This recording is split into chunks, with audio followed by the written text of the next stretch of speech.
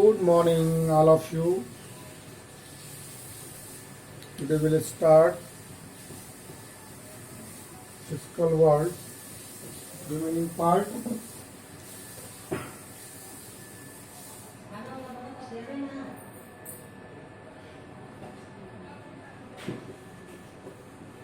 आज हम लोग देखेंगे बचे हुए चैप्टर्स का जो पार्ट बचा हुआ है उसके बारे में।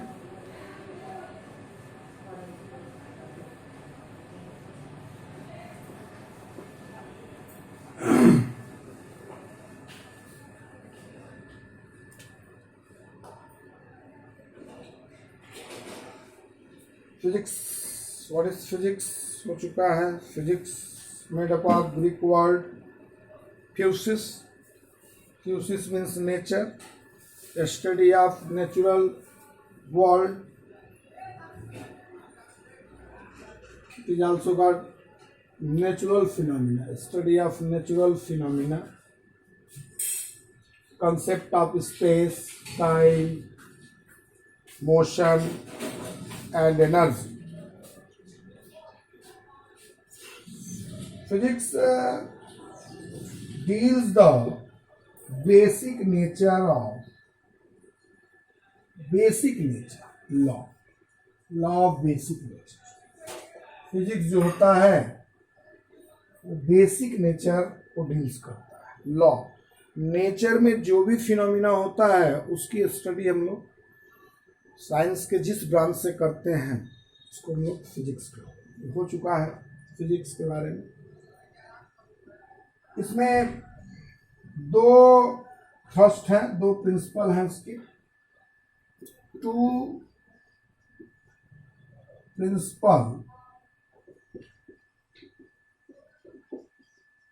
principal thrust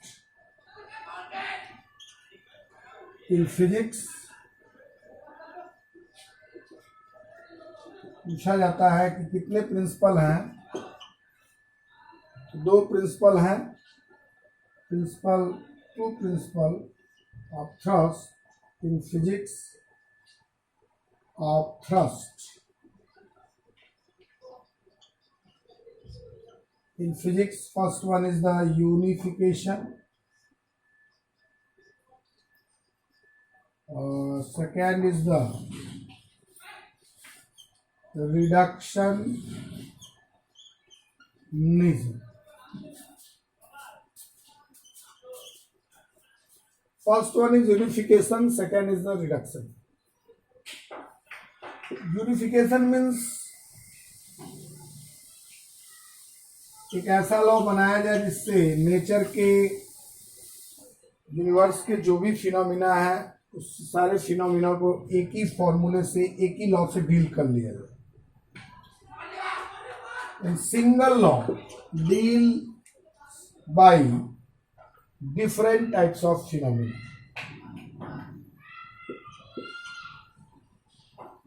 in reductionism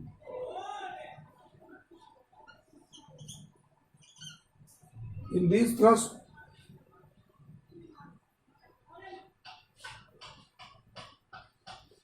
problem break in following steps. Any macroscopic, large scopic problem solve by one step to other step. कई स्टेपों में इसको सॉल्व करते हैं.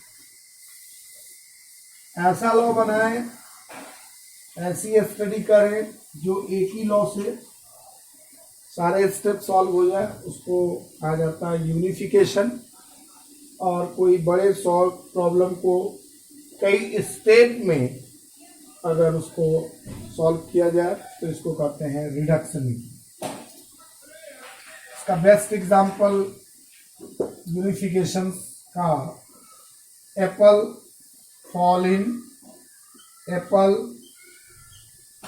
fall towards ground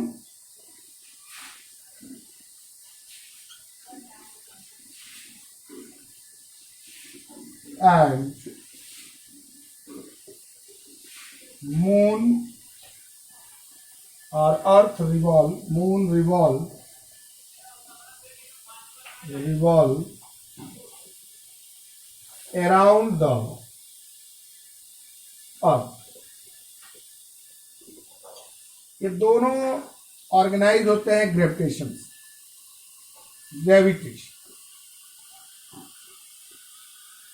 gravitational law लगाया जाता है।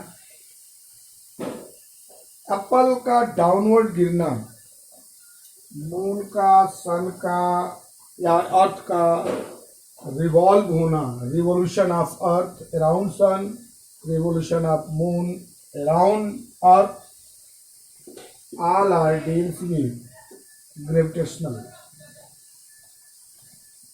Reductionism,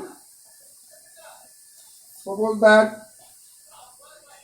bullet fired and after firing bullets insert in wooden block, then to calculation two steps.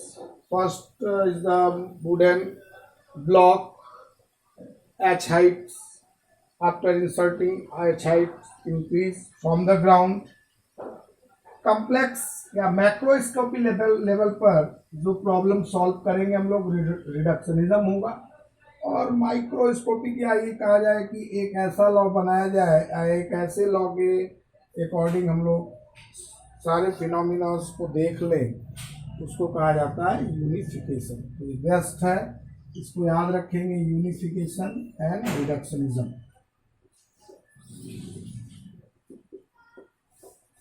कुछ scientific methods हैं समझने के। साइंटिफिक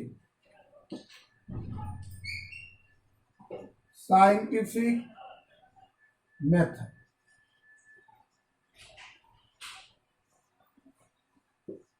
साइंटिफिक मेथड में फॉलोइंग स्टेप्स, कई स्टेप्स हैं। First step is the observation.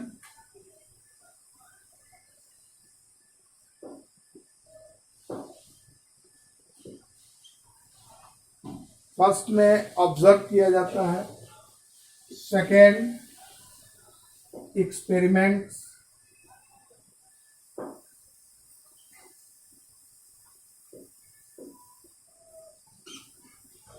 Controlled. Second के बाद third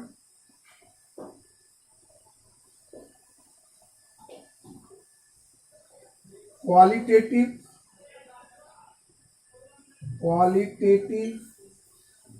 and quantitative.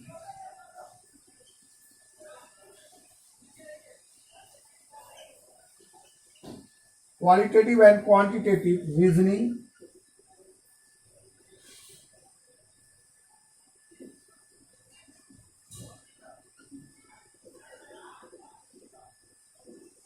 qualitative and quantitative reasoning. Fourth is the mathematical model.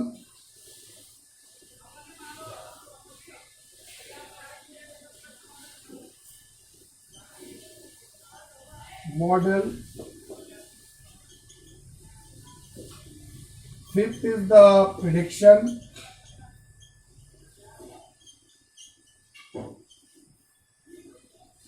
And sixth is the verification.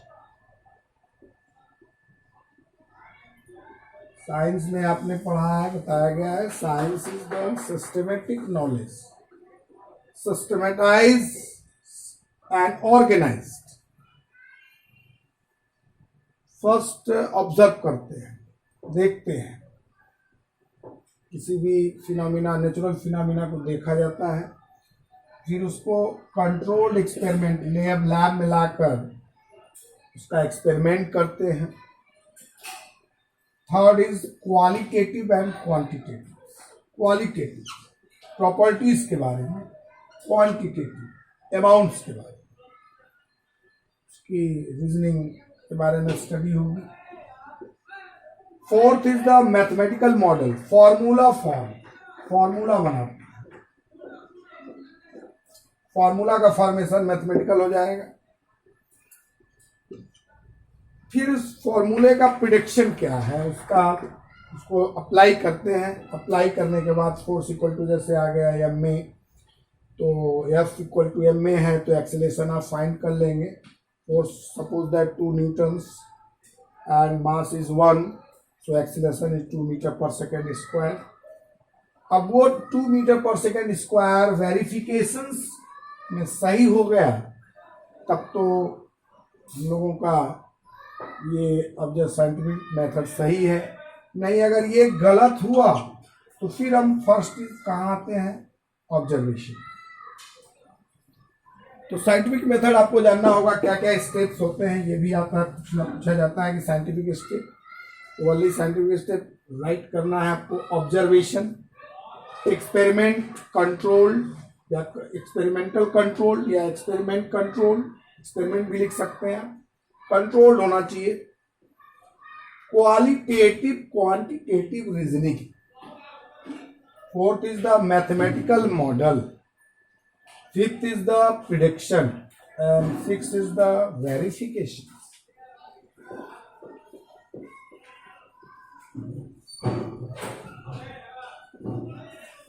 और अब लास्ट जो इसका है, एक कंजर्वेटिव और non conservative.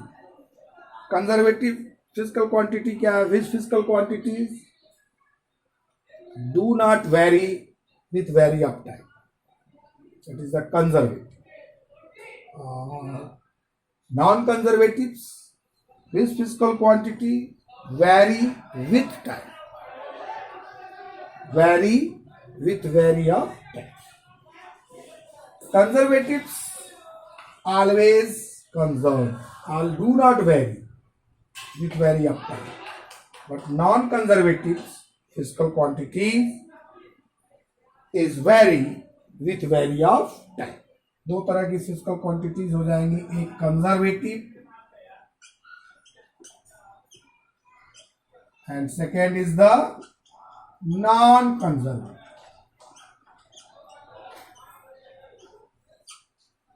Conservatives, his physical quantities vary with time का वेरिएशन अगर करते हैं, क्वांटिटी नहीं बदलती है तो कंजर्वेटिव्स। नॉन कंजर्वेटिव्स, टाइम का वेरिएशन होता रहता है, टाइम आपका बदलता रहेगा और साथ में ये भी बदलेगी, तो उसको कहा जाएगा non conservative. Conservatives, this physical quantity vary, do not vary with vary of time। ये भी कर सकते हैं, with physical quantities vary with time।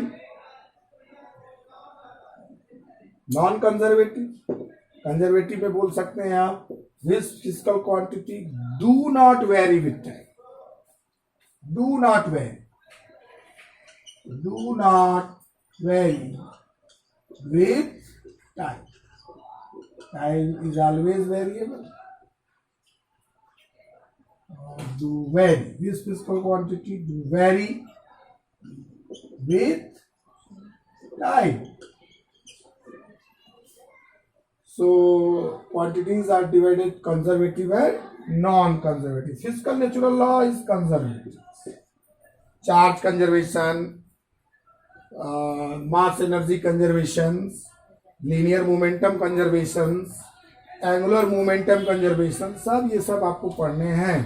Charge conservation, mass energy conservation, linear momentum conservation, angular momentum conservation, pressure conservation, सब जितने conservatives हैं सब law पढ़ने। ये फिजिकल नेचुरल लॉ में लॉ जो है नेचर्स का स्टडी ही फिजिक्स है, इसीलिए इसको फिजिक्स इस तरह से देखा जाए। Physics is the king of all science and math is the queen of science.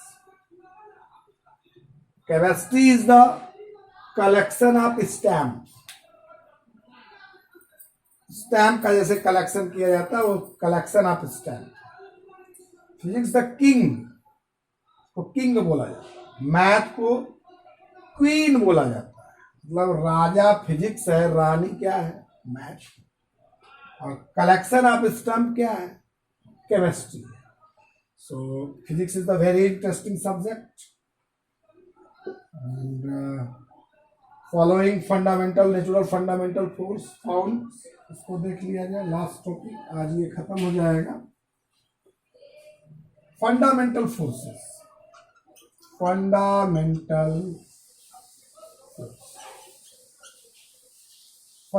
Force में first is the gravitational force, second is the gravitational, electromagnetic,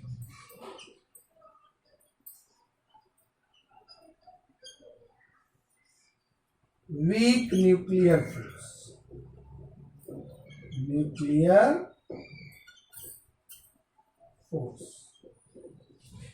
and last one is the strong nuclear force.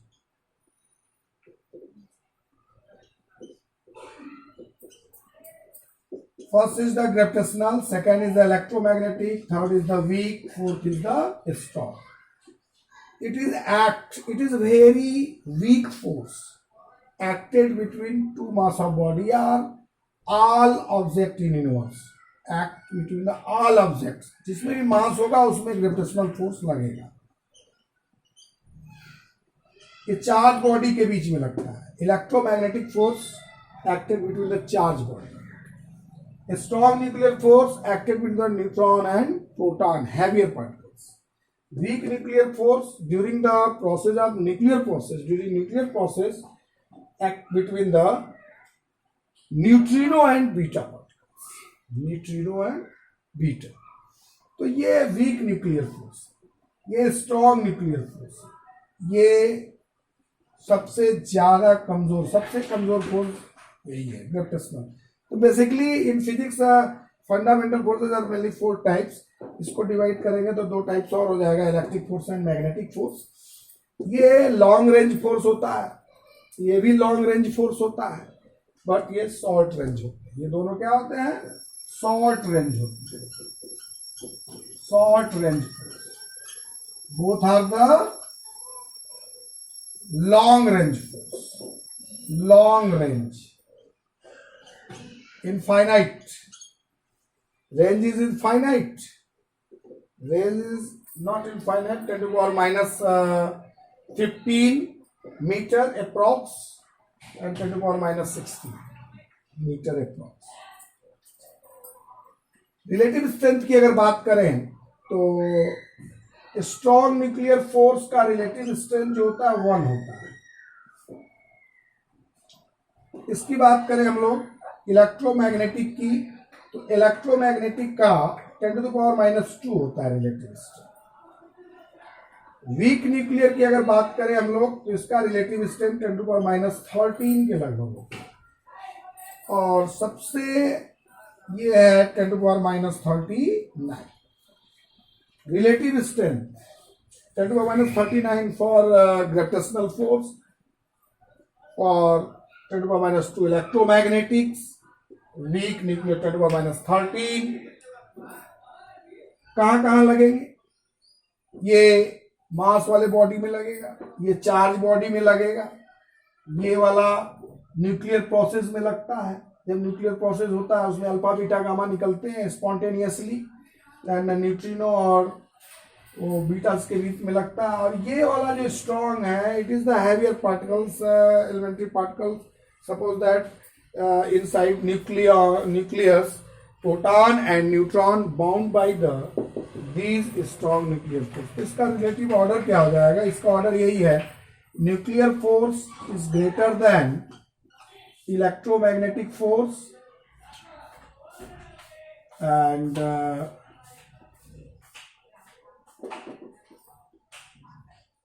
Last one is the gravitational force.